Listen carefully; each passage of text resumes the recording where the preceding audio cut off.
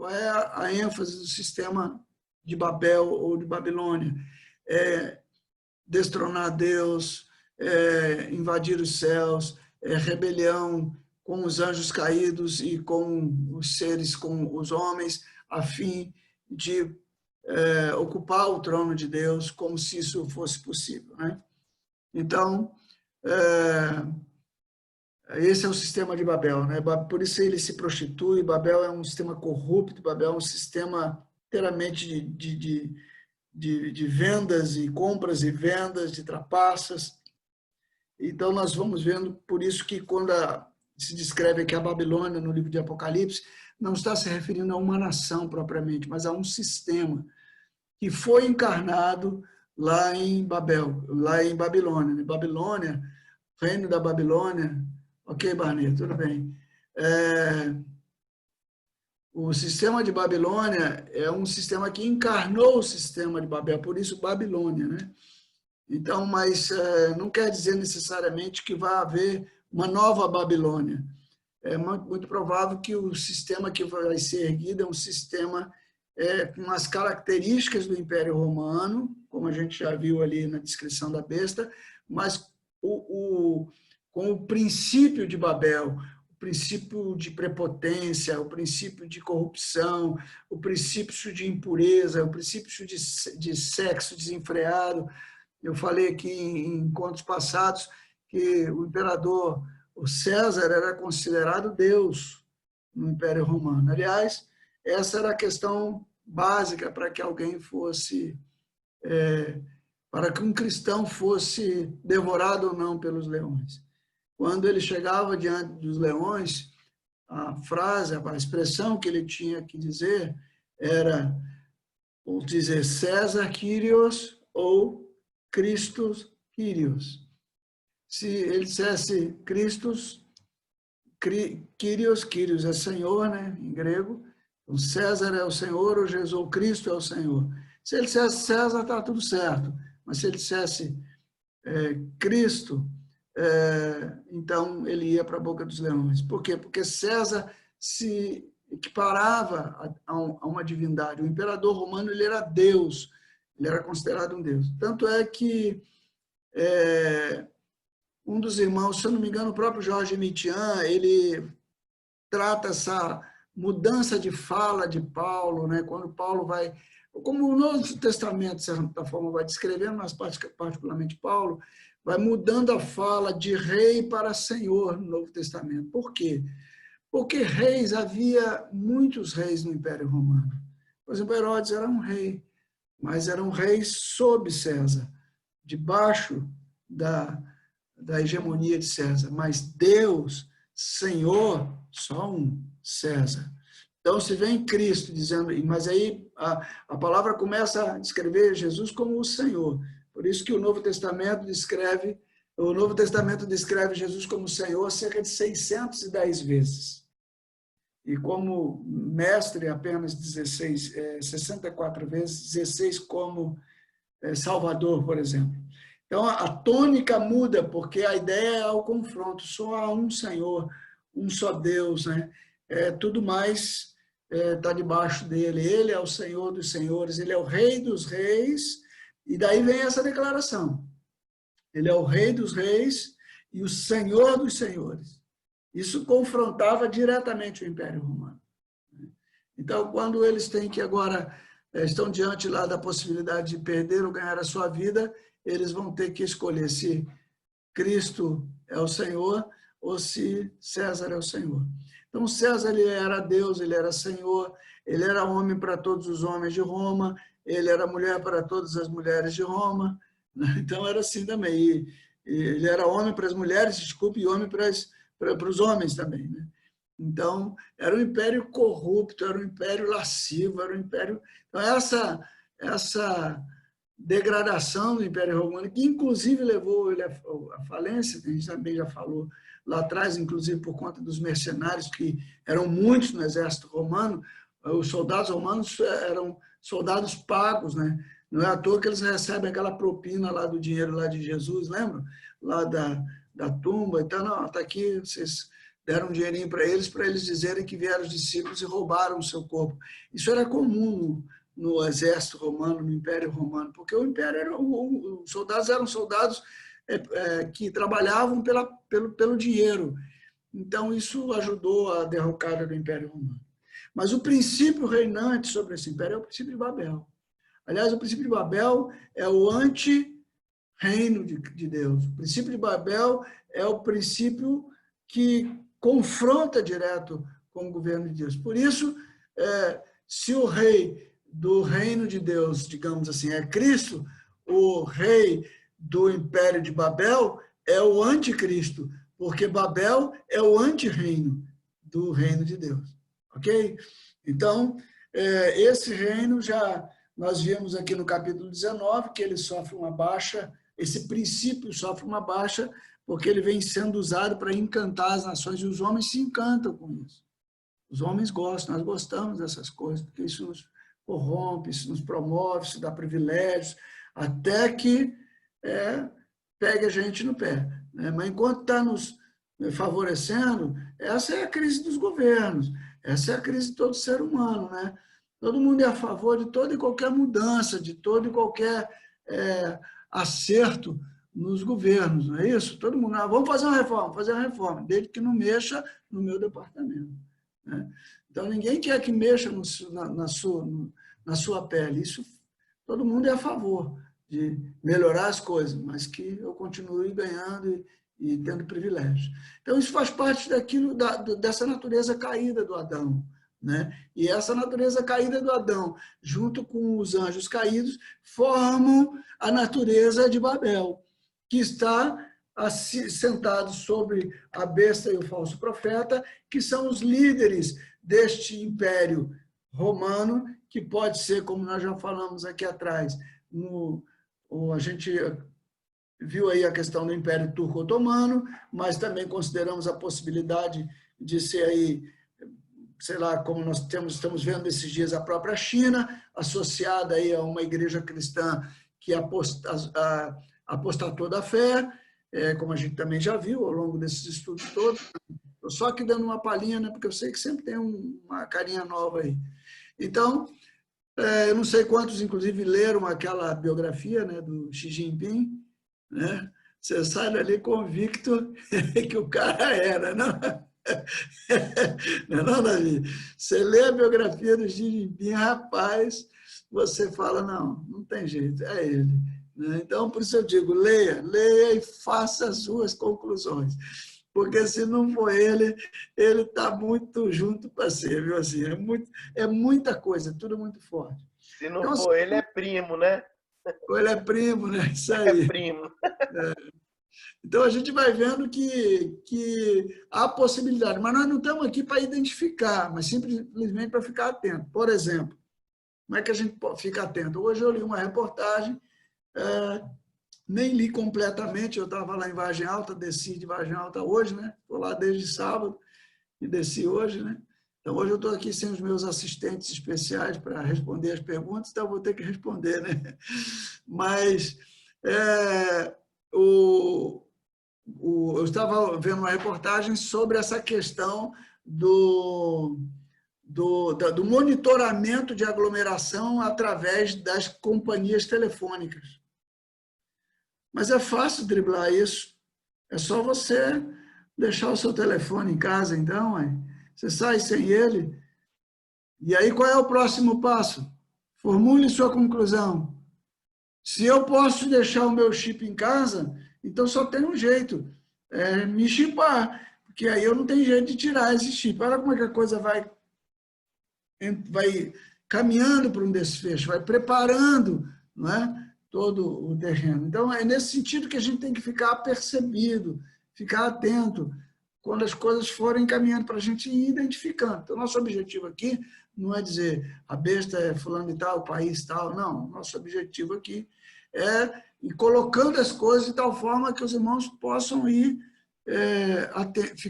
ficar atentos com isso. A igreja já marcou muita gente como a besta, já marcou muita época para Jesus voltar. Então, assim, e isso gera descrédito, isso gera descompromisso, descrédito para cônjuge fora e descompromisso para cônjuge dentro.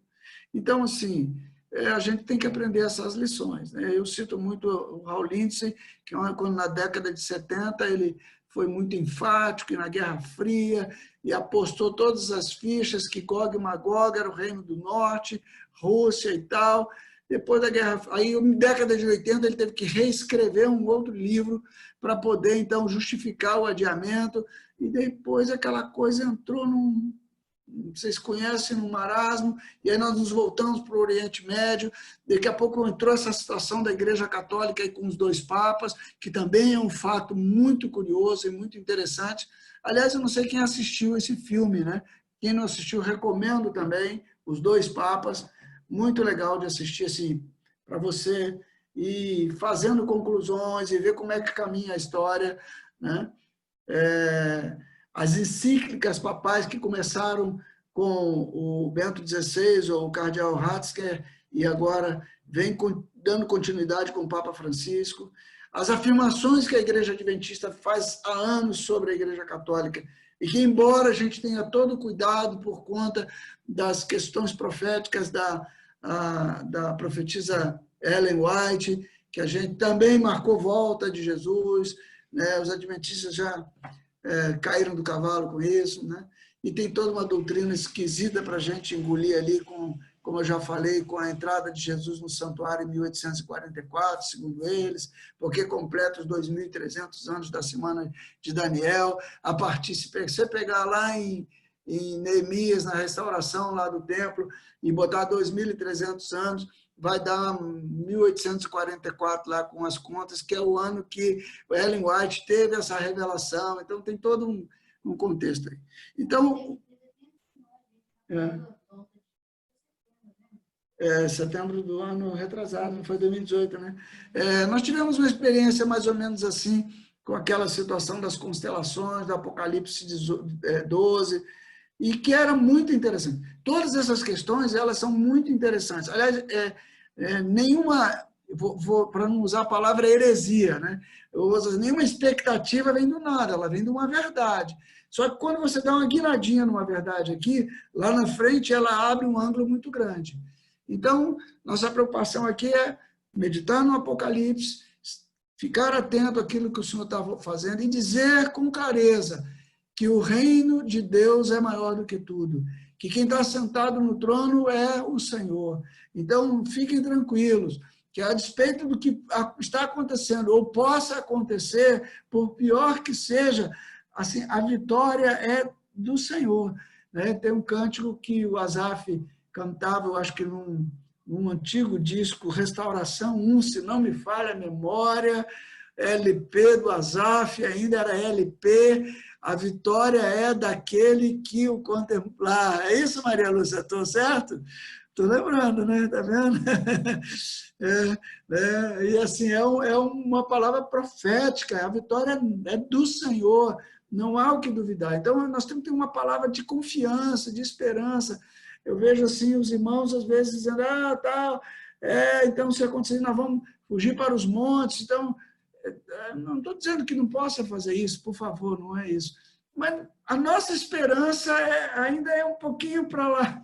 Está num trono, que está sentado acima dos querubins, que tem os seres viventes. Vocês viram lá naquele filmezinho, que legal a gente viu. Eu revi agora lá em Vargem Alta, com 2 irmãos que estavam almoçando lá conosco no domingo, e nós vimos todos aqueles 5 primeiros filmes, que vai falando sobre os seres celestiais, né? Sobre os seres espirituais, né? The Spiritual Beings, aí Satanás, os demônios, a nova humanidade, por aí, querubins, serafins, etc. Eu sei que são 5, né? É um pacotinho, cada um com 5 minutos, quer dizer, em meia hora você mata o filme, e é bom que você já vê lembrando do outro. Aí tem depois, no final, um debate, perguntas e respostas entre eles mesmos lá, e aí dura mais ou menos 45 minutos. Aí já é uma outra sessão, onde eles vão esclarecendo muitas das coisas que está dentro ali do dos videozinhos. Então, esse é o nosso Deus, é um Deus que está sentado no trono, que sequer podia ser descrito, né? Sequer podia ser visto. Por isso não há nenhuma imagem de Deus, porque Deus é simplesmente, não há como representá-lo, né? Quando se toca ali na questão dos querubins, dos serafins, né? Serafins você vai ver em Isaías, querubins em Ezequiel e no Apocalipse os seres viventes, mas na verdade você olha muita similaridade entre eles. Uma ou outra diferença, por exemplo, no número de asas, né? Agora, se eu não me engano, Isaías tem 6 asas, Ezequiel tem 4, mas isso pode ser só uma questão de maneira de ver, né?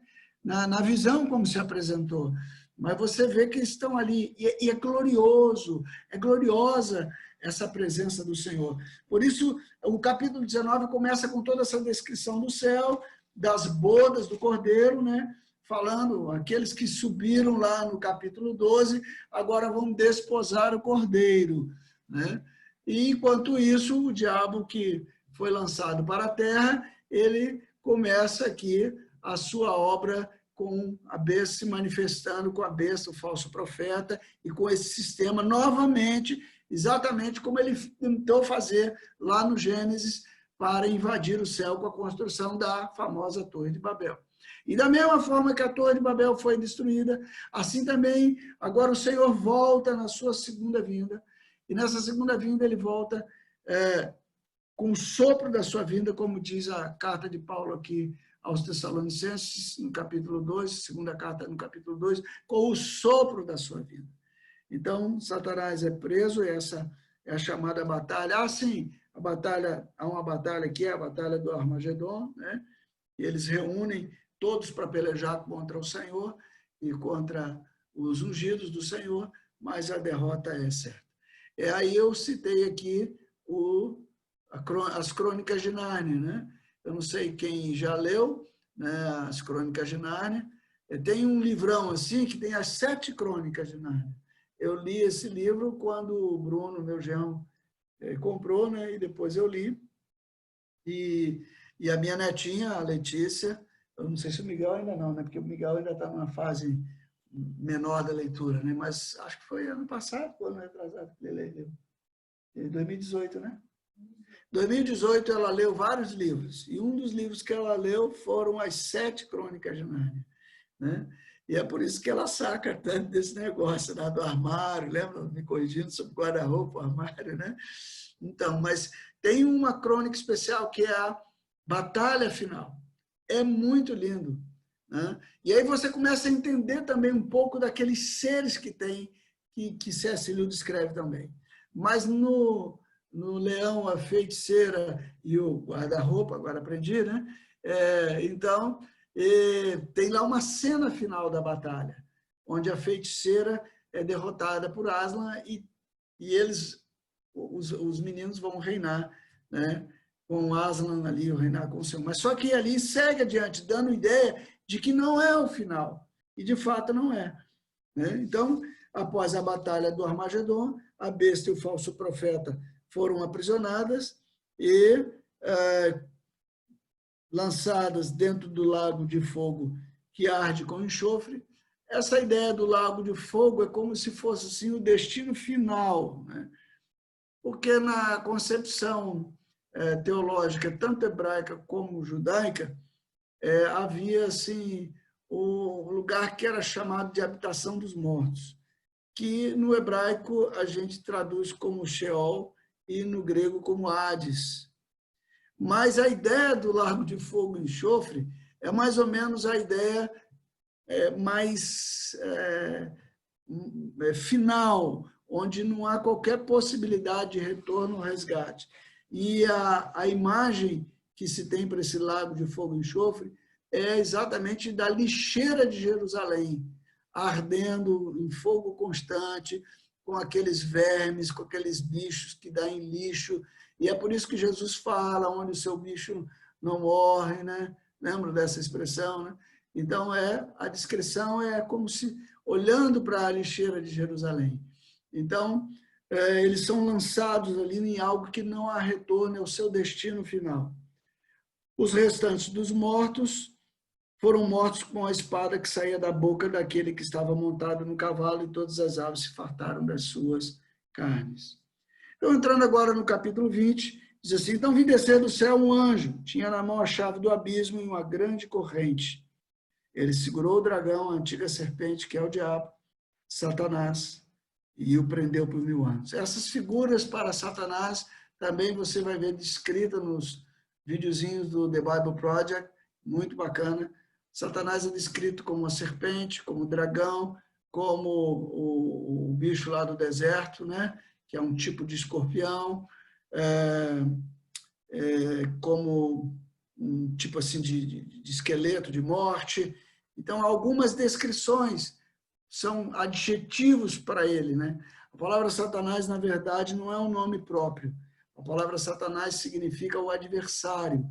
E como no grego diabolos, que é diabo, também significa adversário. Assim como também Lúcifer foi uma tradução para anjo de luz, né, que veio do latim, e aí deu Lúcifer. Então, na verdade, esses não são nomes próprios, mas são adjetivos qualificativos.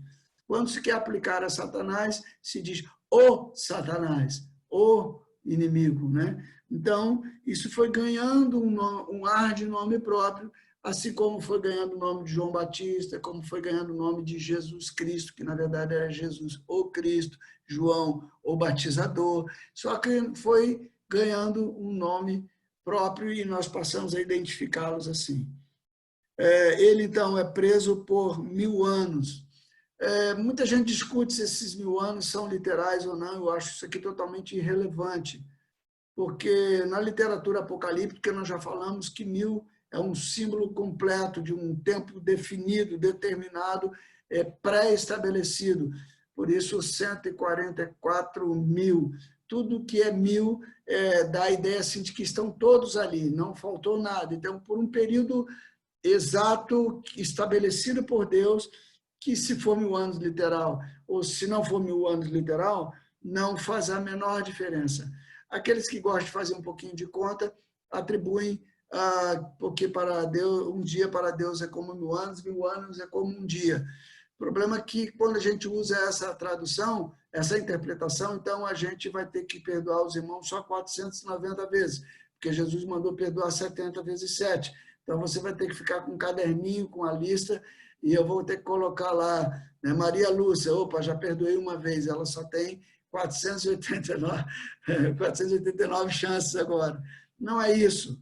Já falamos de 7 vezes 7 vezes 10, 7 vezes 7, 49. É um perdão perfeito, completo, absoluto, onde não há resíduo, não há resíduo nenhum. A graça é renovada, o relacionamento é restaurado, né? Por isso que a gente diz que perdão é a capacidade de deixar o outro nascer de novo na nossa história pessoal. E quantas vezes devemos fazer isso? Pedro foi muito ousado e achou que estava dando assim um show, né? Falou, 7 vezes, Senhor. E Jesus fala, não 7, mas 70 vezes 7. Então, Jesus amplia, diz, não basta ser perfeito no seu perdão, mas você vai perdoar tantas e quantas vezes for necessário, num perdão pleno sempre. Né? Assim Jesus fez conosco. Né? Aliás, permita-me esse parêntese, novamente aqui, estou me lembrando disso. Para mim, esta é uma das razões de haver muitos problemas entre nós, inclusive na área da saúde. Né? Quando nós vemos lá em Mateus capítulo 18, os irmãos conhecem aquela parábola do credor incompassivo, e lá em Mateus 18, o Senhor fala que o reino dos céus é semelhante a um rei que tinha lá os seus súditos, seus servos, e ele chamando um que lhe devia 10.000 talentos, falou, você paga o que me deve. E ele falou, só, me dá mais um pouco de tempo aí, que eu vou te pagar. Mas o Senhor foi absoluto com ele, porque 10.000 talentos era muito dinheiro e ele não tinha como pagar. E aí ele, ainda que fosse vendido a mulher, os filhos e tudo que ele tinha, jamais ele ia conseguir 10.000 talentos. Então aquele Senhor foi e perdoou toda aquela dívida. E nós conhecemos a história que sabemos que no decorrer do tempo ele encontra um conservo seu que lhe devia 100 denários. 100 denário era o trabalho de um dia. Então 100 denários era o trabalho de 100 dias. Então, se a gente fosse colocar num dinheiro atual, diria que é um trabalho aí de 3 meses e 10 dias. Né? Pronto. Em relação a 10 mil talentos, isso era muito pouco. Mas ele agarrando, sufocava e disse, paga-me o que me deves. E, indo, ele apertou aquele servo. E aí os companheiros dele disseram, olha, ele não quer perdoá-la. Aí o Senhor chamou o servo primeiro e disse, servo malvado, perdoei-te toda aquela dívida, não devias tu também ter perdoado o teu conservo? E indo, o seu senhor o lançou, o entregou aos verdugos. E disse que ele só podia sair dali quando ele pagasse a última quantia. Ora, nós sabemos quem são os verdugos. Então, às vezes, há pessoas que estão debaixo de um jugo de verdugos. E nós vamos lá com a autoridade do nome de Jesus para repreender o verdugo, que nós sabemos são os demônios, né? Só que nós chegamos lá como se o demônio dissesse assim, mas foi ele mesmo que me entregou essa pessoa. Então, a base legal, muitas vezes, para a ação de verdugos e demônios é a falta de perdão. Por isso, eu recomendo os irmãos que estejam sempre atentos a isso e revendo isso, porque nós recebemos uma porção de graça muito grande da parte do Senhor.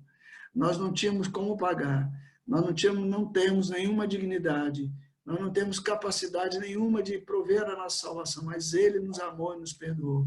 E, de repente, nós levantamos muralhas, barreiras contra o nosso irmão, contra a pessoa que está do nosso lado. E eu queria te dizer, em nome de Jesus, lança fora isso, né?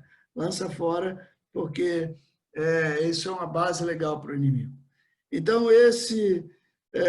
o perdão tem que ser completo e definido. Essa é a numerologia judaica. Então, esse inimigo aqui, agora o master, né, dos inimigos, né, o inimigo dos inimigos, ele ficaria preso por esse tempo. E não foi permitido que ele enganasse mais as nações até se completar esse período. E depois disso é necessário que ele seja solto pouco tempo. Por que necessário? Para que se manifeste o império da impiedade e venha, então, o relato final da nova dispensação. Então, o que vai acontecer no milênio aqui na Terra, provavelmente, nós estamos falando aqui tudo baseado naquilo que a palavra do Senhor nos mostra, que o Espírito do Senhor vai testificando com o nosso Espírito, é que haverá um reino semelhante ao que há hoje, só que com os papéis invertidos. Como é que é hoje? Hoje nós temos o príncipe deste mundo, que é o enganador, o mentiroso, né? E temos os salvos, que formam aqui uma resistência. Mas que andamos, bem ou mal, nós andamos dentro desse sistema. Nós não obedecemos esse sistema, nós não servimos esse sistema, mas nós usamos esse sistema. Aqui a tecnologia que nós estamos falando nela, através dela, e essa tecnologia ela está toda corrompida e voltada para atender os meios desse sistema. Né? Então, o Satanás não chegaria onde quer chegar com essa rebelião de Babel sem toda essa tecnologia. E aí a tecnologia, é o dinheiro, é o comércio, tudo mais.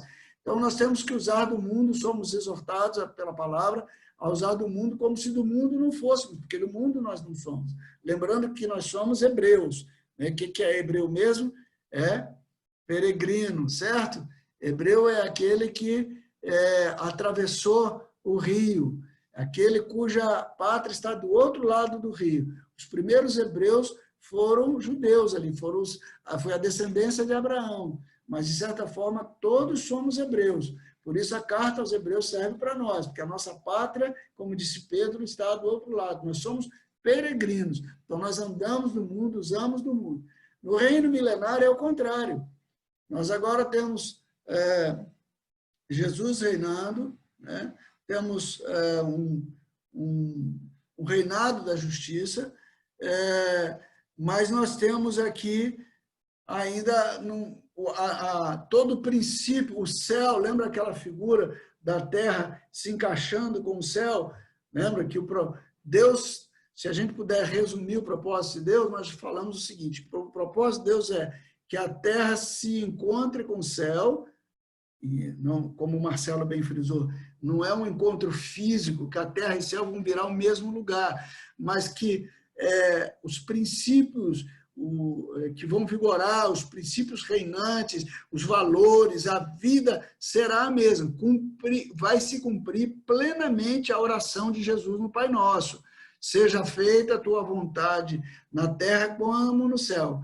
Quando se dará isso? Se dará lá depois do milênio, ainda não é aqui não. Aqui nós temos um reino, mas nós temos aqui nações, tem gente que ainda não propriamente se rebelou ou incorporou esse exército que atacou a Jesus com os eleitos quando voltaram, mas que também não vamos dizer assim, não fechou lá com a besta, né? Ele está lá no sistema. E quando Jesus volta, eles ficam ali naquele limbo, né?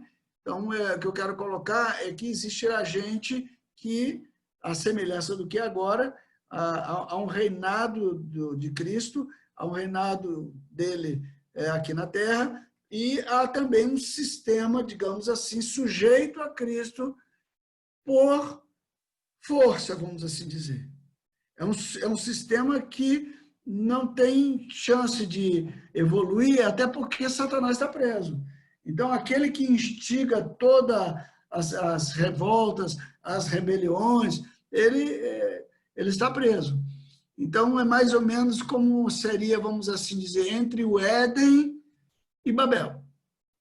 Entre o Éden e Babel, nós temos ali o homem caído e tal, procriando, mas até que Satanás se revelasse ali plenamente agora e promovesse a rebelião junto com os seus anjos, e agora invocando o homem caído para construir a Torre de Babel, então nós teríamos ali um período intermediário. Então, nós temos vários períodos assim, né? Bem, então, diz aqui, novamente, o Apocalipse é como uma novela, como um filme, e nós temos aqui aquela cena de Satanás sendo preso, e agora vamos para uma outra cena, que é a partir do verso 4. Diz assim, vi também tronos, e nestes sentaram-se aqueles aos quais foi dada a autoridade de julgar. Vi ainda as almas dos decapitados por causa do testemunho da palavra de Deus, tantos quantos não adoraram a besta, nem tampouco a sua imagem, não receberam a marca na fronte, na mão, e viveram e reinaram com Cristo durante 1000 anos. Acho interessante a gente ver aqui, porque nós temos um período onde esses primeiros aqui, após a prisão de Satanás, eles se somam àqueles que foram, vamos assim dizer, arrebatados. Bem, novamente eu tenho que colocar que quando eu estou falando de arrebatamento, eu estou considerando um arrebatamento pré-tribulacional.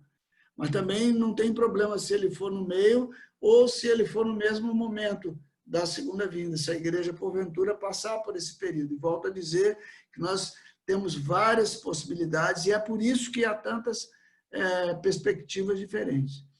Todos nós, hoje, a maioria dos cristãos atuais crê num arrebatamento pré-tribulacional, mas isso pode ser influência de um evangelho da prosperidade, do evangelho das benesses, que também nos livra da tribulação. Nós temos que estar atentos para isso, né?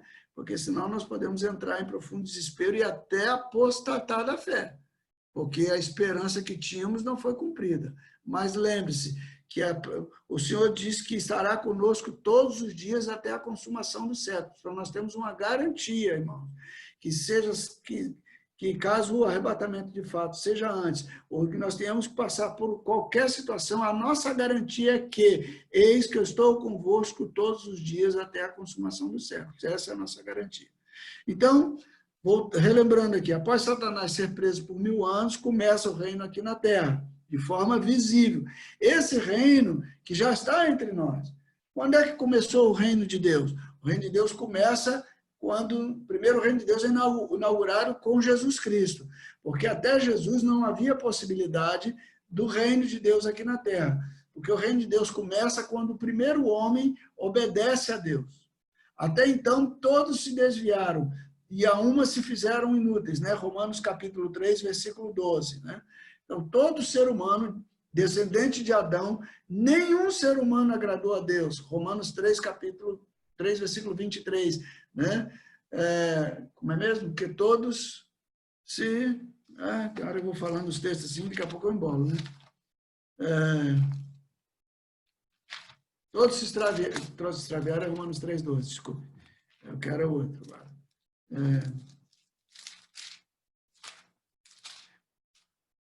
Pois todos pecaram e carecem da glória de Deus. Romanos 3, 23. Então, todos estão debaixo do jugo de pecado. Todos pecaram, todos pecamos em Adão. E 23, Romanos 6, 23, porque o salário do pecado é a morte, mas o dom gratuito de Deus é a vida eterna em Cristo Jesus nosso Senhor. Então, até Cristo, todos falharam. Todos. Não há nenhum justo, nenhum sequer. Quando Jesus chega aqui na terra, João 4, 24, que é um dos textos da nossa catequese, ele diz, a minha comida consiste em fazer a vontade daquele que me enviou e em realizar a sua obra. Então, fazer a vontade de Deus é a obsessão de Jesus. Tudo que ele quer é fazer a vontade de Deus. Tem um texto em Lucas, logo no início de Lucas, que Jesus está curando enfermos, expulsando demônios e tal, e de repente Jesus sai, e os discípulos o acham no caminho e dizem, mestre, onde é que você está? O povo está todo ali fora para você curar. E ele olha para eles e diz assim, vamos para as outras aldeias, porque para isso eu vim. Então, ou seja, a vontade de Deus, a vontade de Jesus não era curar e salvar simplesmente. Isso era parte da vontade de Deus, mas a essência da vontade de Jesus era cumprir a vontade do Pai. E qual era a vontade do Pai? Conectar a terra com o céu. Então, agora tem um Deus que manda e tem um homem que obedece pela primeira vez. Então, o que Jesus diz? O reino de Deus é chegado. Então, agora o reino está entre nós. E todos aqueles que se rendem a Jesus, que morrem para a natureza adâmica, e esse é o significado da nossa conversão, nós morremos para o Adão e nascemos em Cristo. Por isso, Jesus disse a Nicodemos que se alguém não nascer de novo, não pode ver o reino. E se não nascer da água do Espírito, não pode entrar no reino. Percebe a diferença? Então, quando nós entramos em Cristo, nos é facultada a possibilidade de já viver o reino hoje. Então, o reino de Deus agora está dentro de você, está dentro de mim, pelo Espírito Santo que ele fez habitar. Porém, no capítulo 20, este reino se tornará visível. Esse reino vai ser visível. Ainda não é a plenitude do céu e terra juntos. E o agente de governo desse céu e terra juntos, como era no Éden, é o homem. Lembram do filmezinho? Do conjunto de intercessão entre os dois círculos, tinha um conjunto de intercessão, que ele tanto era parte do céu, como era parte da terra, que era o jardim do Éden. Quem era o governante dali? Adão e Eva. Então, só que Adão e Eva, por terem pecado, eles foram lançados para fora do jardim. Mas o plano de Deus é que o governador dessa interseção entre céu e terra seja o homem. Isso pode ter gerado ciúmes em Satanás. Não estou afirmando aqui não, porque nós não temos essa palavra na Bíblia. Então, eu não posso falar o que a Bíblia não fala, mas faz muito sentido, né? Faz todo sentido. Ele estava lá no Conselho Celestial, nós já vimos isso, e de repente ele disse, ué, pensei que ia ser eu.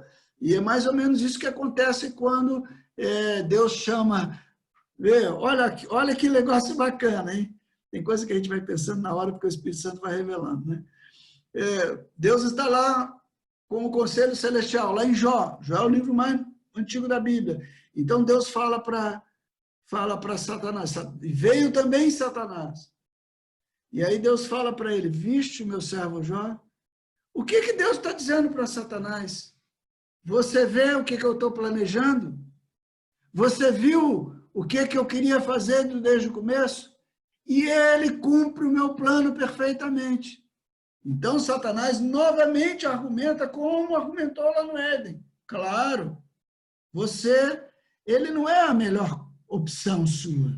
A melhor opção sua era eu. Mas você me descartou por causa desse cara. E esse cara só te serve porque você abençoa ele, você faz isso, você faz aquilo, você dá tudo para ele.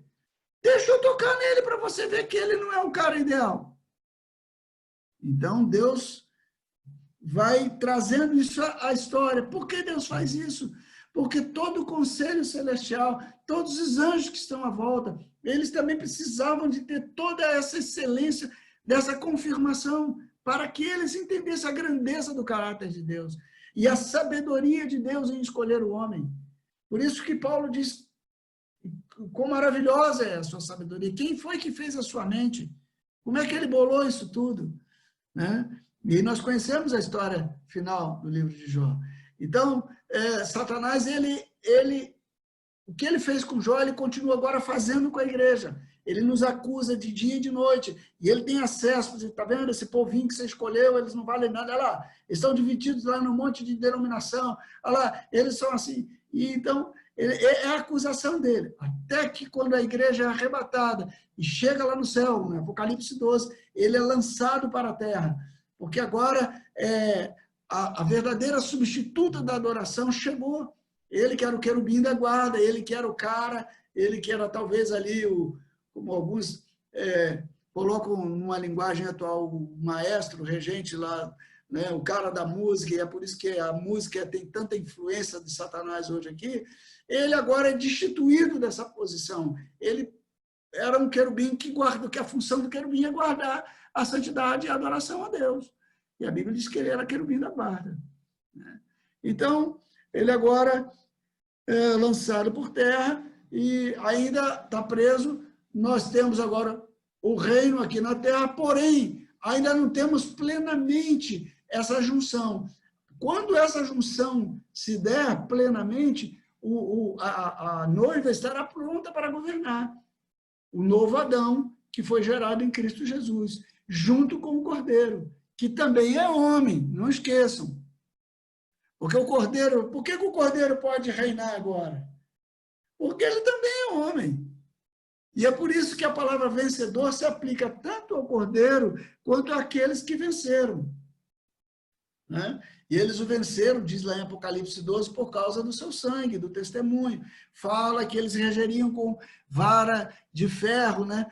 E aplicando lá a igreja, a gente atira. Muito bem. Então, diria que haveria a presença dos ímpios, eles serão submetidos ao reino de Cristo, enquanto no novo céu e na nova terra não tem ímpio. Somente os salvos estão presentes.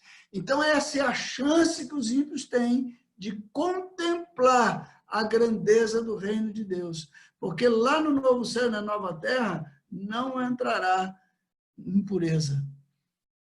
Será um período determinado, enquanto o novo céu e a nova terra será um período permanente. Serão permanentes o novo céu e a nova terra.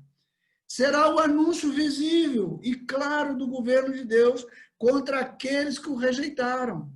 Enquanto a nova realidade, para não dizer a nova era, né, ou a nova ordem, será o propósito eterno consumado. Então, nós temos aqui essa visão dos salvos, aqueles que reinarão e julgarão estão sentados em seu trono, diz aqui, tantos quanto não adoraram a besta, nem tampouco a sua imagem, não receberam a marca na fronte e na mão, e viveram e reinaram com Cristo durante 1000 anos. Os restantes dos mortos não reviveram, até que se completasse os 1000 anos. Esta é a primeira ressurreição. Então, veja, por isso alguns preferem colocar o arrebatamento no final, lá a igreja sobe e logo no mesmo momento histórico, assim dizer, Jesus volta logo após. Porque se você coloca lá atrás, é como se você tivesse que ter uma primeira ressurreição antes da grande tribulação e depois. Mas nós podemos pensar também que primeira não é simplesmente no sentido do que ressuscita primeiro, da ordem, mas de ser a ressurreição dos salvos, de ser a ressurreição dos santos. Então, pode ser realmente que o Senhor esteja preparando esse período de ressurreição como um período de ressurreição para os salvos, onde somente os salvos ressuscitarão, para irem ocupando os seus lugares. Então, ele diz, bem-aventurado e santo é aquele que tem parte na primeira ressurreição, que ressuscita de Cristo. Sobre esta segunda morte não tem autoridade, pelo contrário, serão sacerdotes de Deus e de Cristo e reinarão com ele 1000 anos, ok? Fechou-se aí aqueles que reinarão nesse período dos 1000 anos. Quando, porém, se completarem os 1000 anos, Satanás será solto da sua prisão e sairá a seduzir as nações que há nos 4 cantos da terra, Gog e Magog, a fim de reuni-los para a peleja, e o número desses é como a areia do mar. Marcharam, então, pela superfície da terra e sitiaram o acampamento dos santos e a cidade querida. Desceu, porém, fogo dos céus e consumiu. Então, enquanto está isso acontecendo, o Senhor permite que Satanás seja solto. E aí ele seduz as nações. Então, seja como for, Gog e Magog teria que vir após o período do milênio, correto? Então, por isso também, alguns entendem que o período do milênio é um período simbólico, que é mais ou menos esse período que nós estamos vivendo, onde a igreja, pela proclamação do evangelho, alcançaria todas as nações, de tal forma que Cristo reinaria. E então Satanás seria preso e depois ele de certa forma estaria preso, vamos assim dizer, ele está com suas ações limitadas, mas no final desse período ele também seria solto. E aí ele seduz as nações e viria do norte ali, e aí faz todo sentido. Então, não é difícil também a gente admitir, e eu estou querendo chamar para essa reflexão, porque às vezes a gente se fecha numa determinada doutrina, e eu queria dizer que não é difícil pensar que nós já tivemos muitos avivamentos na história. Nossa geração, meus irmãos, é uma geração privilegiada. Eu creio que eu sou filho de uma geração que jamais existiu na Terra, não só porque o tempo não volta atrás, né? Claro que todo mundo é parte de uma geração única, mas eu quero dizer nesse sentido, olha, a minha geração, nossa geração que viu, e particularmente os que são da minha idade, que viu, eu quando era menino, eu era o único chamado crente da minha escola. Então, não tinha crente, não era igual hoje, não. Hoje você esbarra. Todo mundo que você vai evangelizar aqui no Espírito Santo, 90% das pessoas que você evangeliza é desviado. Você vai na cadeia fazer uma visita, aí você vai visitar o preso lá, e você fala, como é que é lá o nome do preso, Davi? Fala aí. Fala aí, como é que são o nome? O Davi é policial, já trabalhou lá na Papuda. Fala o nome dos presos que você achou lá. É Joe Wayne, Michael Jackson. Não, mas tem uns nomes assim, desviados. Tem Moisés, tem muito Abinadab, Melquisedeque, tem vários, né, cristãos. Em torno de 70% a 80% da população carcerária ou já conheceu o evangelho ou é filho de evangélico. Vocês estão vendo? Então, olha que tremendo, né? Então, assim, tem as figuraças lá, né? Mas tem muita gente. Então, hoje, ser crente parece que assim, ser cristão é meio que da elite, né? Então, os artistas se convertem, fulano se converteu. E aí, você vai ver, não mudou nada na vida da pessoa. Né? Eu sou de uma geração que a gente pagava um preço. A minha mãe tinha que ir lá na escola para explicar para a diretora da escola por que é que eu não podia participar de algumas festas. E eu tinha que dizer para ela, olha, meu filho, nós cremos assim, assim, assim e tal. Então, eu não participava daqueles rituais lá, não.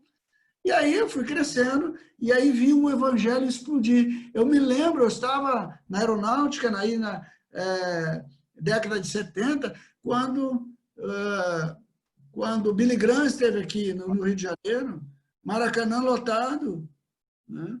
E aí nas conversões, as campanhas das igrejas cristãs, Cristo é a única esperança. Vocês não viram isso, mas eu vi, né? Eu vi essas coisas, os metodistas, presbiterianos, batistas, todos tinham essas faixas, e evangelho. Eu fiz parte de uma união evangélica dentro de uma escola militar. Eu fui, de certa forma, resgatado lá dentro, porque eu já estava meio na corda bamba, e Deus me ergueu lá dentro, né? Então, quando eu saí de lá, eu saí já com uma visão diferente, porque lá não podia falar em denominação nenhuma, era proibido, fazia parte do Estatuto da União Evangélica da Escola de Especialistas da Aeronáutica. Só podia falar de Jesus. Isso já era o preâmbulo, um prelúdio do que nós temos visto hoje com a Igreja do Senhor.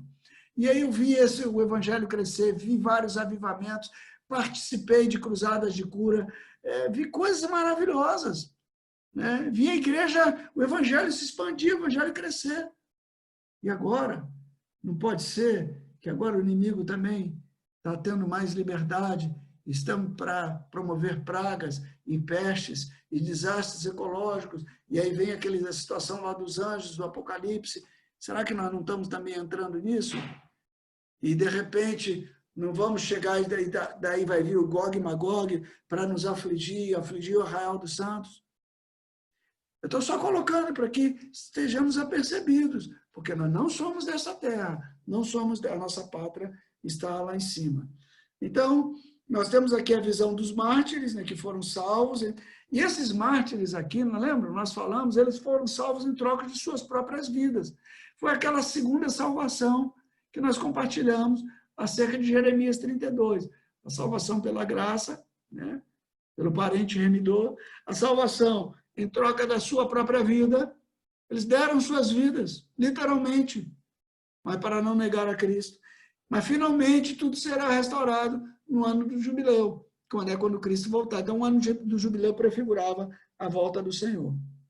Então, esses são chamados a reinar com os primeiros do arrebatamento. Esta é a chamada primeira ressurreição. Nós a vemos lá em 2 Tessalonicenses, capítulo 4, de 13 a 18, e em 1 Coríntios, capítulo 15 também, de 51 a 57.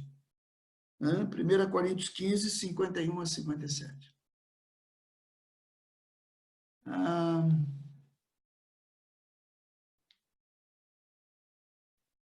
Sim, no milênio, respondendo a Silvinha, só que no milênio tudo indica que haverá ímpio, porque se não houvesse ímpio, Silvinha, então o diabo não poderia seduzir as nações. Vai seduzir quem?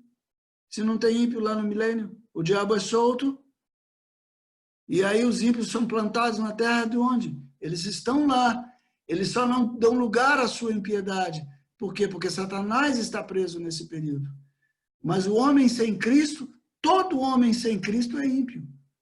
Todo homem sem Cristo não conhece, não tem outra chance a não ser o pecado. O que leva o homem sem Cristo a não pecar? A falta de oportunidade. Porque a primeira oportunidade que ele tiver, ele vai pecar. Quem é que ensinou filho aqui a pecar? Quem é pai e mãe? Ninguém que é maluco que ensinou filho a pecar. Mas na primeira oportunidade de pecar, o que ele faz? Peca. Por que peca? Porque a semente de Adão nele brota para o pecado. Certo? Então, ali o milênio é uma mostra do triunfo de Jesus. Porque se simplesmente o Senhor vem em derrota e tudo mais, e aí já começa a nova realidade, não, o Senhor mostra o seu triunfo. O milênio é onde Deus revela quem Ele é o reino visível. Mas o reino não é visível para nós não precisamos de reino visível. Nós já temos o reino dentro de nós. Nós já queremos o reino, pode ser que uns mais e uns menos, né? Mas nós já temos o reino dentro de nós. Mas ali o reino é visível a todos, né? Então, após o milênio, Satanás é solto, diz aqui a palavra, e seduz as nações. Evidentemente, aqueles que não se converteram, mesmo diante de um reino visível, mas é derrotado cabalmente. E aí nós entramos no que é chamado a segunda ressurreição e o julgamento do grande trono branco. Vi um grande trono branco e aquele que nele se assenta, de cuja presença fugiram a terra, o céu, e não se achou lugar para eles. Vi também os mortos, grandes e pequenos, postos em pé diante do trono. Então se abriram livros. Ainda outro livro, o livro da vida, foi aberto, e os mortos foram julgados segundo as suas obras, conforme o que se achava escrito nos livros. Deu o mar os mortos que nele estavam. A morte e o além entregaram os mortos que neles havia, e foram julgados um a um, segundo as suas obras. Então, a morte e o inferno foram lançados para dentro do lago do fogo. Esta é a segunda morte, o lago do fogo, e se alguém não foi achado escrito no livro da vida, ele foi lançado para dentro do lago do fogo. Então, nestes capítulos agora, nós vamos ver o seguinte, nesse finalzinho aqui, que livros são abertos, né? O livro da vida, e o livro da vida revela se há pessoas que foram salvas ali, então, por suas obras. No período agora da graça, ninguém pode ser salvo por obras. Então, é o que eu estou me reportando aqui para aqueles que pegaram depois, né? E evidentemente que teria que rever as lições anteriores, é a questão da escritura lá de Jeremias, capítulo 32. Então, Ali em Jeremias 32, você tem a escritura aberta, a escritura selada, e vai haver um resgate. Quem é que vai resgatar? Jeremias. Por que Jeremias vai resgatar a terra do tio dele? Porque ele é o parente remidor. Isso prefigura o resgate através de Jesus. Jesus se tornou o nosso parente remidor. Isso é previsto em toda a lei do Velho Testamento. Toda a lei de Moisés, o resgate é feito pelo parente remidor. É por isso que não havia pobres em Israel. É por isso que as terras não passavam para outra tribo. É por isso, por quê? Porque sempre havia oportunidade da terra voltar ao seu primeiro dono. Então, a primeira chance da terra, e quando eu falo terra, eu estou falando Adão e Adamá. Adão e Adamá, Adão, homem e terra. Adão, terra e homem são uma coisa só do ponto de vista de Deus. A queda do Adão trouxe maldição para a terra. O resgate de Adão traz resgate para a terra. Então, resgate de terra é resgate de homem, resgate de homem é resgate de terra. No contexto aqui bíblico, principalmente do Velho Testamento. Então, o resgate da terra é feito pelo parente remidor, que é Jesus. Jesus, por isso, ele veio, se tornou um homem, um parente remidor, teve participação de carne e de sangue, e Hebreus capítulo 2 diz, é por isso que ele não se envergonha de nos chamar irmãos. Então, como irmão, ele entra para me resgatar, para te resgatar, porque ele é meu irmão. Então, pela lei, ele tem toda a autoridade e direito de resgate, ele é o parente remidor. Então, hoje, nós vivemos a época do resgate, da graça do parente remidor. Ok, Jesus, a igreja foi arrebatada, passou esse período, e aí nós temos um período onde a própria pessoa vai ter que ralar, vai ter que juntar dinheiro, digamos assim, para readquirir a sua propriedade. E aí é o próprio o trabalho de suas mãos. Então, é o que alguns entendem, eu acho muito plausível, entender que é a salvação nesse período da tribulação. Quando os judeus são resgatados, os judeus reconhecem Jesus como Messias, e eles fazem, a princípio, uma aliança com o anticristo, mas na metade da semana de Daniel eles se voltam contra o anticristo. E aí, aquele pranto lá de Zacarias, que Maria Lúcia lembrou, que nós lemos outro dia aqui também, né, de chorando, o povo chorando, o que fizemos com o nosso Messias? E há um pranto tremendo em Israel, uma conversão agora de toda a nação, e Deus cumprindo a sua promessa para com o povo de Israel. Então, é esse período que não é mais do parente remidor. Mas, finalmente, temos o terceiro período, que é o ano do jubileu. Se a terra não fosse resgatada pelo parente remidor, se a terra não fosse resgatada pela pessoa, porque ela não tinha condições de fazer isso, porque não quis fazer, essa terra voltava ao seu primeiro dono no ano do jubileu. Todas as dívidas eram zeradas, as terras voltavam ao seu primeiro dono, e assim se fazia uma reforma social em Israel a cada 50 anos. Então, falar de reforma social, quem fala a melhor fórmula de reforma social é Deus. Deus é o melhor da reforma nesse sentido. Isso que se fala, que os homens falam aí, essas conversas de reforma aí são fichinha perto da justiça do grande eu sou, né? Então, muito bem. Então, os livros são abertos, acontece a segunda ressurreição, é a ressurreição dos ímpios, e todo aquele que não foi achado no livro da vida não foi lançado para dentro do lago de fogo e enxofre, onde já estavam a besta e o falso profeta. Todo o mal, a morte e o inferno, onde está a morte, o teu aguilhão?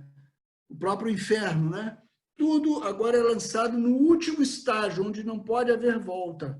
Não é um estágio de prisão, é um estágio definitivo, é um estágio de separação eterna, por isso é chamado de segunda morte. É a morte, é a separação agora sem Deus. Se o inferno, se é que a gente pode dizer, o lago de fogo, se não houvesse nada pior, só a ausência de Deus já seria bastante para gerar nele todo tipo de sofrimento. Porque onde não há esperança, onde não há amor, onde as pessoas se degladiam o tempo todo, é terrível. Eu ouvi uma ilustração sobre o inferno há muitos anos atrás, que é muito legal. Diz que um cara morreu e ele chegou lá do outro lado, e aí o anjo pegou e falou, vou te mostrar como é que é o céu e como é que é o inferno. E entrou numa sala estava assim um banquete muito grande, lindo, com tudo que era mais maravilhoso, e uns talheres grandes, assim, uns garfos, umas facas grandes. E a pessoa que morreu perguntou para o anjo, e como é que eles fazem para comer com esse talher assim? Ele falou assim, aguarda, vocês, no horário certo você verá. E aí ele abriu a sala do inferno. E na sala do inferno tinha a mesma mesa, o mesmo banquete, os mesmos talheres. E então, quando chegou na hora da janta, né, vieram todos para comer. E aí chegaram primeiro lá os do inferno, lá, da segunda morte. E eles não... Era assim, um sofrimento terrível, eles, muita fome. E eles pegavam aqueles garfos e não conseguiam se alimentar. E aí ele falou assim, agora vem comigo que eu vou te mostrar como é que é lá no céu. E lá no céu, com os mesmos garfos, cada um servia ao outro, né? Cada um alimentava o outro. E estavam todos satisfeitos, né? Porque todos serviam um ao outro. Então, assim, às vezes nós fazemos uma imagem assim que necessariamente não é uma imagem real, né? Somente a ausência de Deus e dos valores de Deus é suficiente para que qualquer um... Nós vemos isso já nesta vida, né? Então, a segunda morte é isso, não haverá mais volta. E aí entramos no capítulo 21. Vi um novo céu e uma nova terra, pois o primeiro céu e a primeira terra passaram. O mar já não existe. Lembram do mar? Nós falamos sobre o mar lá atrás, que estava o mar de bronze, que separava da presença de Deus. Por que o mar já não existe? Porque céu e terra agora são uma realidade só, não há mais separação. E também a cidade santa, a nova Jerusalém que descia do céu da parte de Deus, ataviada como noiva adornada para o seu esposo. Então, a nova Jerusalém, ela é como um edifício construído, né? Somos nós, a igreja. Pedro diz que a igreja é como pedras vivas, né? Então, é a igreja que está reinando. Ela vem como uma noiva, né? Aqueles primeiros que não se contaminaram, que não deram lugar à impureza, associados com aqueles que não adoraram a besta, etc. Eles vêm agora e dizem, eis o tabernáculo de Deus com os homens. Lembram o tabernáculo também lá no videozinho? Quando os irmãos fazem conjunto de intercessão. Conjunto de intercessão depois do Éden, um segundo conjunto de intercessão, né? Depois que o Éden foi fechada a porta, Deus não deixou a terra abandonada. Aí ele chamou Abraão, alguém falou? Ele chamou Abraão, não é isso? E aí chamou o povo de Israel, mandou construir um tabernáculo lá com Moisés, depois o templo e o tabernáculo, eles ocuparam esse conjunto de intercessão. Então, toda vez que eles entravam no templo, por isso o templo era cheio daquelas flores, dos jardins, de imagens de querubim, de serafins, lembram disso? No videozinho? Quem não viu, depois assiste. Porque quando entrava no templo, a sensação que o adorador tinha é que ele estava naquele conjunto de intercessão, que ele estava voltando ao Jardim do Éden. Então, entrar no templo era essa presença. E depois isso foi substituído pela presença de Cristo. E hoje pela presença da igreja. A igreja é o conjunto de intercessão entre céu e terra. Então, mas agora ela vai ocupar toda a nova realidade. E diz assim, e Deus habitará com eles. Eles serão povos de Deus e Deus mesmo estará com eles. E lhes enxugará dos olhos toda lágrima. E a morte já não existirá, já não haverá luto. Por que não existirá morte, irmãos? Porque a morte foi lançada no lago de fogo e enxofre. Em outras palavras, foi extinguida. Não há mais morte. A morte ela tem um prazo. Ela começou a existir com a rebelião de Adão e de Eva e terminou aqui no julgamento, na segunda ressurreição. Não haverá luto, nem pranto, nem dor, porque as primeiras coisas passaram. E aquele que está sentado no trono disse, eis que faço novas todas as coisas. E acrescentou, escreve, porque estas palavras são fiéis e verdadeiras. Disse-me ainda, tudo está feito. Eu sou o alfa e o ômega, o princípio e o fim. Eu, a quem tem sede, darei de graça da fonte da água da vida. O vencedor herdará estas coisas. Vencedor. Lembram? Voltando à palavra. herdará estas coisas. E eu lhe serei Deus, e ele me será filho. Então, aí nós temos aquela ideia, filho com esposa, lembra? Em termos de grau de maturidade. O filho que se torna esposa. Porque isso não é... Isso é uma figura de intimidade com Deus. Quanto, porém, aos covardes, aos incrédulos, aos abomináveis, aos assassinos, impuros, feiticeiros, idólatras, e a todos os mentirosos, a parte que lhes cabe será no lago que arde com fogo e enxofre, a saber, a segunda morte, que nós já vimos lá no capítulo 20. Então veio um dos 7 anjos, que tem as 7 taças cheias dos últimos 7 flagelos, e falou comigo, dizendo, veja, irmãos, isso é uma revelação. Ele estão entendendo? Ele está, é como você está vendo um filme, né? Você não está numa sequência cronológica. Vem mostrar-te a noiva, a esposa do cordeiro. Então, o cordeiro tem esposa, o cordeiro tem noiva, e isso tem a ver com galardão. É esse nível de relacionamento com o cordeiro. E me transportou em espírito até uma grande e elevada montanha, e me mostrou a cidade santa, Jerusalém, que descia do céu da parte de Deus, a qual tem a glória de Deus, porque é madeira, porque é ouro, prata e pedras preciosas, nós já falamos sobre isso também. O seu fulgor era semelhante a uma pedra preciosíssima, como pedra de jaspe cristalina. Está falando do quê? Da natureza de Deus. Tinha grande e alta muralha, 12 portas, juntas as 12 portas, anjos, sobre elas nomes escritos, que são os nomes das 12 tribos dos filhos de Israel. E aí vai descrevendo a Nova Jerusalém. 3 portas se achavam a leste, 3 ao norte, ao sul, e aí vem toda a descrição. A muralha da cidade tinha 12 fundamentos, e estavam sobre estes os 12 nomes dos 12 apóstolos do Cordeiro.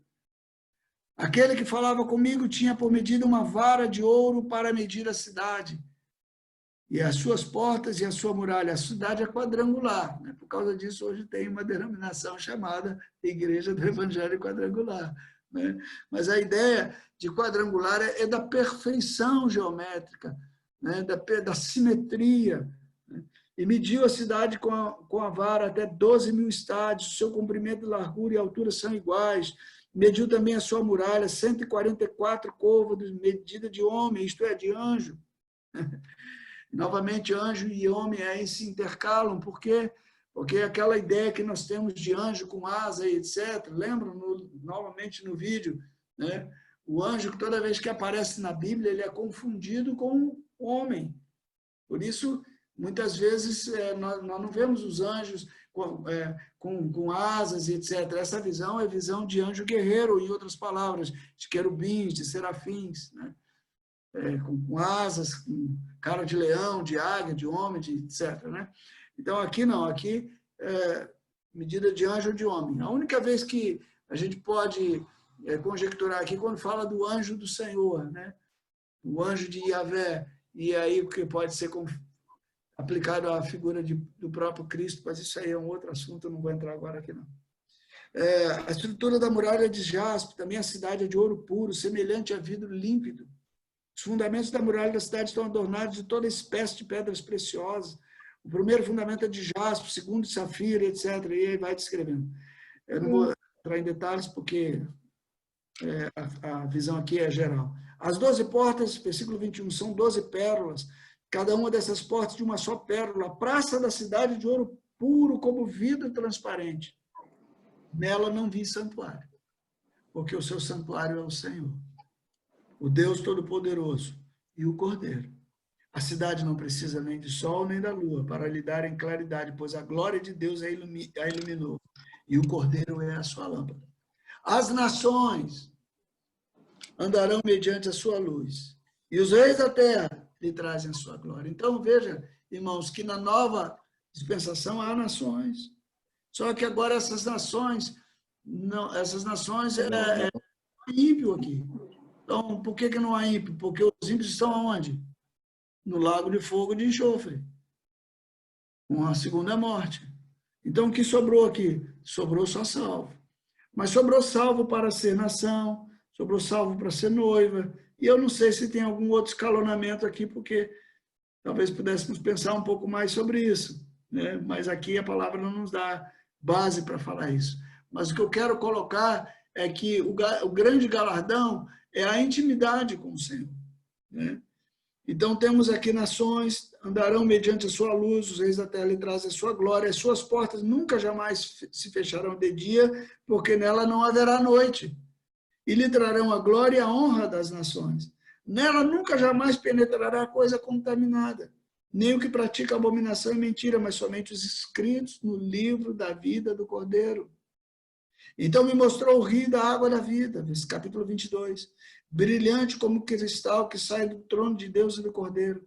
E no meio da sua praça, de uma a outra margem do rio, está a árvore da vida, que produz 12 frutos, dando o seu fruto de mês em mês, e as folhas da árvore são para a cura dos povos.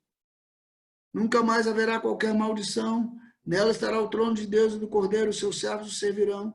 Contemplarão a sua face, nas suas frontes está o nome dele. Então já não haverá noite, nem preciso eles de luz de candeia, nem de luz do sol, porque o Senhor Deus brilhará sobre eles e reinarão pelos séculos dos séculos. Há um certo reinado também das nações, porque justiça, isso é confortável, né? Então, nesses capítulos agora, nós vemos a conclusão da Nova Jerusalém, a nova ordem estabelecida, composta de um novo céu, uma nova terra. Não parece que os santos foram para o céu, como se prega tanto, ou mesmo a igreja, a doutrina católica afirmou, e depois a reforma protestante não reformou algumas coisas. É bom dizer que a reforma de Lutero, ela fez algumas reformas. A reforma de Lutero reformou basicamente 3 coisas. Ela tratou da salvação pela graça, não pelas obras. Ela tratou do perdão, da escritura da Bíblia como a única palavra de Deus, né? E me fugiu a terceira coisa aqui, quem me ajuda? Só a escritura, de vez em quando está me dando uns brancos mesmo, viu, gente? Não repara, não. Daqui a pouco eu lembro. Então, a reforma de Lutero, ela não fez... e o sacerdócio universal de todos os crentes, desculpe. Acabou com aquele negócio de clero e leigo. Então, essas 3 reformas Lutero fez. E nisso se baseavam suas 96 teses. Então, veja bem, a partir daí, mudou a ênfase. Porém, não houve reforma da eclesiologia, ou seja, de como a igreja funcionava. As missas continuaram sendo rezadas, só que assim, com uma ênfase diferente pelos reformadores. Essas reformas, o estudo da segunda vinda, da escatologia, vieram mais de 200 anos depois, quase 300 anos depois. Então, algumas coisas foram se processando à medida que o Espírito Santo foi revelando à igreja e a alguns irmãos amados. Então, nós temos aqui agora, voltando, uma nova ordem composta de um novo céu, de uma nova terra. Os santos, parece que os santos não foram para o céu. Lá no arrebatamento, sim, ele sobe para o encontro com o Senhor nos ares. Mas agora, parece que o céu desce para encontrar com a terra. O céu é que vai formar com a terra uma nova coisa. A Jerusalém que desce do céu e faz da terra a sua morada conjunta. A comprou, santificou e implantou uma nova ordem de justiça e de paz perene. O governo agora é totalmente teocrático, totalmente de Deus. Mas não é por uma representação, porque hoje Deus reina através de nós, ele tem um sacerdote. No próprio milênio, Cristo vem aqui instaurando o reino visível, mas agora assim, há um preenchimento pleno e completo desta ordem. Então não há uma representação. O próprio Deus reina com o Cordeiro absoluto. Me parece que essa é uma distinção muito clara entre o novo céu e a nova terra e o milênio. No milênio nós temos o reinado de Cristo, mas agora nós vemos aqui o Deus, o próprio Deus Pai e o Cordeiro. Ainda que nós saibamos que eles são um, né, mas nós temos essa distinção claramente aqui nesse novo período. O propósito eterno está estabelecido agora no seu mais profundo sentido. Então, quais são as características desse novo céu, dessa nova terra, como nós lemos aqui? Deus transmutará a realidade existente totalmente. Que passou, passou. Temos agora uma nova ordem, né? Está feito, né? Disse o Senhor. Né? Tudo está feito. Eu sou o Alfa e o Ômega. Capítulo 21, versículo 6. Eu, a quem tem sede, darei de graça da fonte da água da vida. Versículo 5 diz, aquele que está sentado no trono diz, eis que faço novas todas as coisas. E acrescentou, escreve, porque essas palavras são fiéis e verdadeiras. Então, Deus muda toda a realidade. Segundo, a noiva, Jerusalém, que desce do céu, ela liga o celestial com o novo terreno, com a nova terra. Será o centro da nova realidade. Jerusalém, a nova Jerusalém, é o centro da nova realidade. E aquelas nações que não seguiram a Satanás na sua soltura, permanecem, né, para povoar a terra, o novo céu e a nova terra. Eles são povo de Deus, mas não reinarão com Deus. Porque para reinar com Deus requer mais, reinar com Cristo requer mais do que a salvação do Espírito. Requer ter a sua natureza transformada à semelhança. Tem que ser, como é descrita aqui, a Nova Jerusalém. Tem que ter esses fundamentos, as portas. O que está falando aqui? Está falando da natureza de Deus. Para reinar com Cristo, tem que ter todas essas características que o Senhor estabeleceu que deve ter.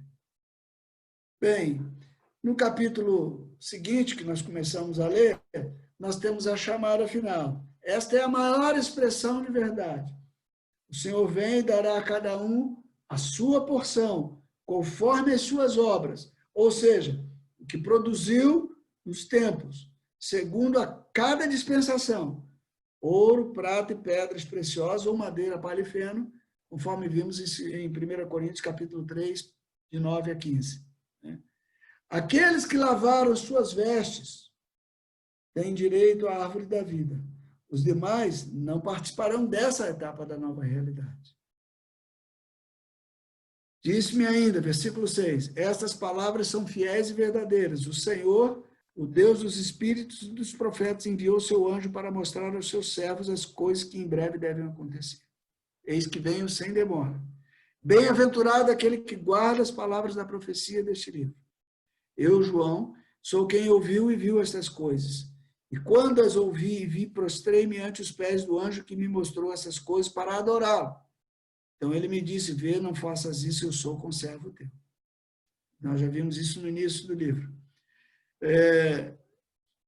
Dos teus irmãos, os profetas, dos que guardam as palavras deste livro, adora a Deus. Diz-me ainda, não celes as palavras das profecias deste livro, porque o tempo está próximo. Continua o injusto fazendo injustiça, continua o imundo ainda sendo imundo, o justo continue na prática da justiça e o santo continue a santificar-se. Eis que venho sem demora e comigo está o galardão que tenho para retribuir a cada um segundo suas obras. Irmãos, novamente, o galardão é pelas obras. Então, a salvação do Espírito é pela fé mediante a graça hoje, na nossa dispensação. Ninguém pode lançar outro fundamento além daquele que foi posto, qual é Jesus Cristo. 1 Coríntios 3 é o texto que está embaixo para a gente ler. Mas cada um veja o que edifica. O que eu edifico é obra. E eu edifico sobre o fundamento. E o que eu edifico sobre o fundamento me dá relação com Deus. Obrigado, Barney. Sola fide, sola escritura, solis Cristo, sola gratia, sola Deus. Isso. Mas nós podemos resumir isso em 3 pontos, né? Que a salvação pela fé mediante a graça, é só a escritura e o sacerdócio de todos os crentes. Eu sou o alfa e o ômega, o princípio e o fim, e o último, o princípio e o fim. O primeiro e o último. Bem-aventurados aqueles que lavam as suas vestiduras no sangue do Cordeiro, para que lhes assista o direito à árvore da vida, e entrem na cidade pelas portas. Fora ficam cães, feiticeiros, impuros, assassinos, idólatras. Esses não terão acesso. Isso não quer dizer que serão a cidade, mas aqueles que lavaram suas vestiduras no sangue do Cordeiro, que foram salvos no seu espírito, eles podem entrar na cidade.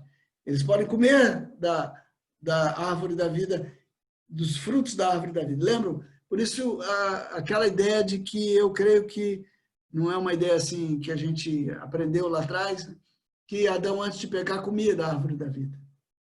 Quando ele pecou, ele foi expulso do Éden para não continuar comendo, e não para que não tivesse acesso à árvore da vida.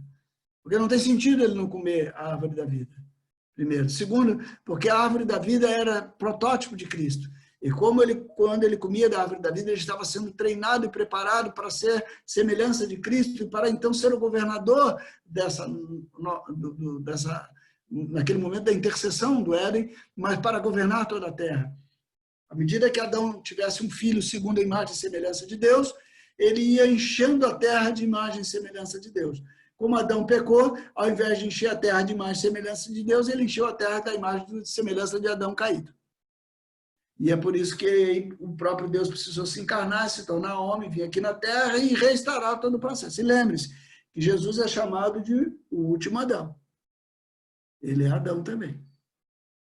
Então, a árvore da vida é um tipo de Cristo, é o protótipo de tudo aquilo que nos dá vida, é tudo aquilo que nos conduz a uma plenitude. Então, aqueles que foram salvos, ainda que como que pelo fogo, eles têm acesso à árvore da vida. Então, irmãos, eu não creio que a nova realidade, e aí agora é uma opinião minha, tá, queridos? Você também, eu volto a dizer, você não é obrigado a crer, não, tá? Quando eu viajo assim, a minha opinião é só para animar os irmãos em fé. Mas não tem problema se você pensar um pouco diferente, não, isso não vai nos dividir, né? Você não é obrigado, isso não é doutrina, isso não é palavra de Deus, isso é como eu entendo o novo céu e a nova terra. E eu gosto muito da expressão de John Eldridge, né?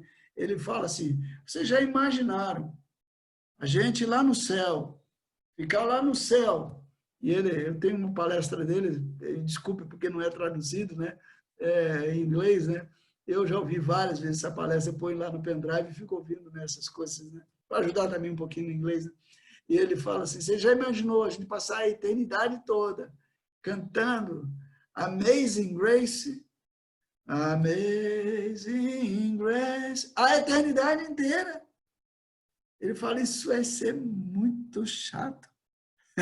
Então, o que ele diz é o seguinte, na verdade, meus irmãos, o novo céu e a nova terra é o estabelecimento das novas coisas. Mas isso é dinâmico. Então, aquele cara que chegou lá numa estatura, ele pode relacionar, mas ele vai relacionar a partir disto que ele chegou. Enquanto outros vão estar relacionando a partir de um reinado pleno com Cristo. Ou seja, nós vamos adorar, nós vamos cantar, etc., mas nós vamos viver uma nova realidade. Nós vamos crescer, nós vamos poder ter filhos. Quem disse que não? Por que não? Porque a gente acha que céu é um negócio que está todo mundo vestidozinho de branco, assim, com aquela túnica branca, e nós vamos passar o tempo todo adorando o Cordeiro. A adoração é um estilo de vida. O estilo de vida do novo céu e da nova terra é a adoração. Quando nós estamos fazendo alguma coisa para outro, nós estamos fazendo por causa dele. Nós estaremos fazendo por causa daquilo que recebemos e dando glórias ao Senhor. Aí quando você vier comer lá na minha casa, sei lá como é que vai ser, estou aqui viajando, tá, irmão? Eu vou te servir por causa dele. O tema da nossa conversa vai ser a nossa grande salvação. Tudo gira em torno disto. Porque não há mais lugar para disputa, não há mais lugar para eu te passar a perna, para eu tentar te convencer de que o seu carro é ruim para eu comprar barato para vender ali na frente. Não existe mais isso. Nossa vida é um louvor eterno ao Senhor, nós estamos desprendidos dessas coisas. Então, eu não sei se vai ser exatamente assim, mas o que eu quero colocar é que a vida segue. Mas agora, numa nova base, cujo centro é Jerusalém que desce do céu, com o Cordeiro e a glória dele iluminando tudo. Gente, esse troço é demais. Então, dá asas à tua imaginação, né? Pede ao Espírito Santo aí para te ajudar e começa a pensar nesse nível. E aí eu te pergunto, você está satisfeito que vai chegar lá no outro lado com uma revelaçãozinha pequenininha, só com fundamento.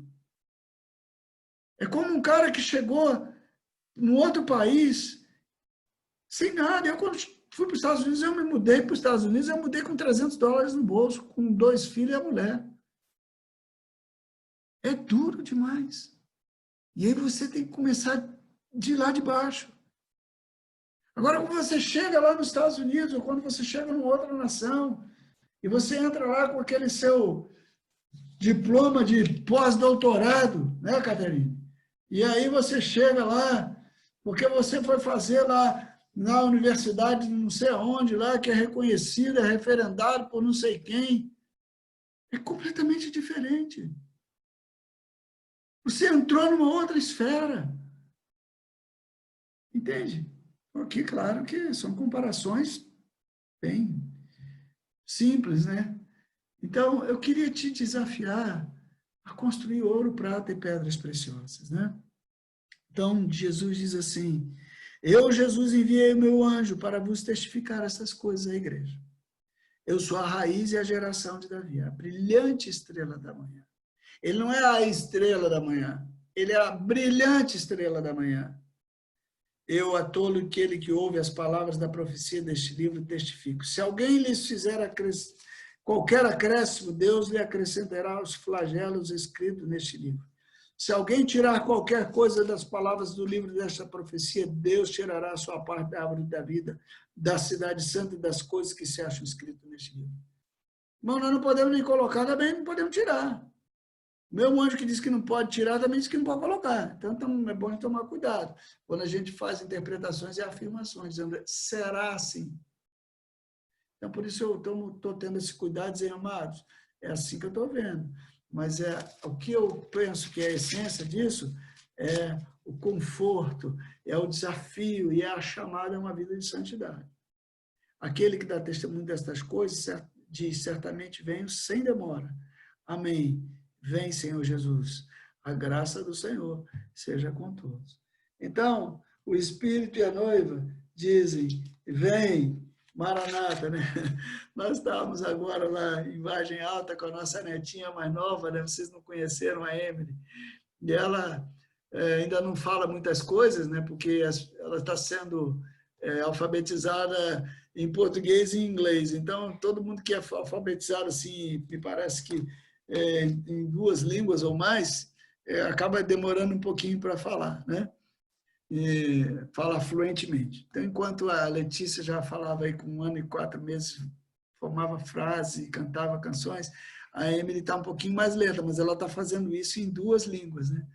Mas é gostoso que ela sai e ela fala, vovô, vem, vem, e ela me dá a mão, diz, vem, vem, né? E eu tenho que ir, ela fala, car, vem, car, a mistura, né? Vem com car, vem. Irmãos, o Espírito e a noiva diz, vem, então vem, entra, literalmente, né? Para dentro dessa revelação. Se deixa embrulhar nesse contexto, se deixa arrebatar por ele, porque é muito lindo, irmãos. Pode ser que isso esteja bem às portas, né? Pode ser que a nossa chamada esteja mais próxima do que nós imaginamos. E nós precisamos nos ataviar com noiva, né? Para encontrar com noivo, se é que a gente quer ser noiva. Se a gente quer ser sua nação, né? Talvez a gente vai ralar um pouquinho mais aí nas nossas obras. Quem sabe vamos ter que esperar um pouquinho aí, passar por alguns momentos, para construir essa possibilidade de entrar na cidade que é a noiva, né? Pelo esforço pessoal.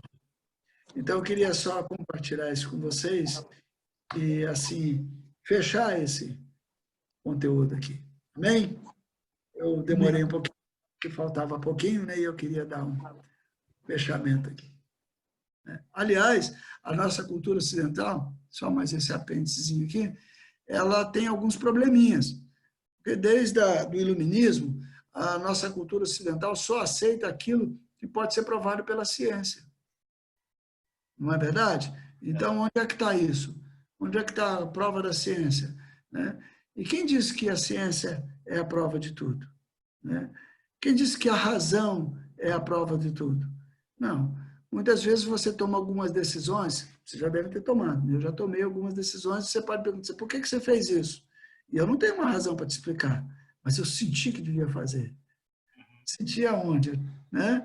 É o coração. Agora, o coração, quando ele está convertido ao Senhor, quando o Espírito tem o Espírito Santo, então a gente ainda tem a presença do Espírito Santo a nos dar essa condição. E aí, tudo aquilo que não é provado, então, por exemplo, anjo, como é que você prova anjo? Como é que... Então, vira conta da carochinha, né? Mas o judeu entendia muito bem isso. Existe, inclusive, um método de interpretação judaica que não é como o nosso. Porque como é que a gente interpreta a Bíblia? A gente pega a Bíblia, a gente faz uma exegese, a gente entende o autor, a gente procura textos semelhantes, e a gente vai fazendo comparações.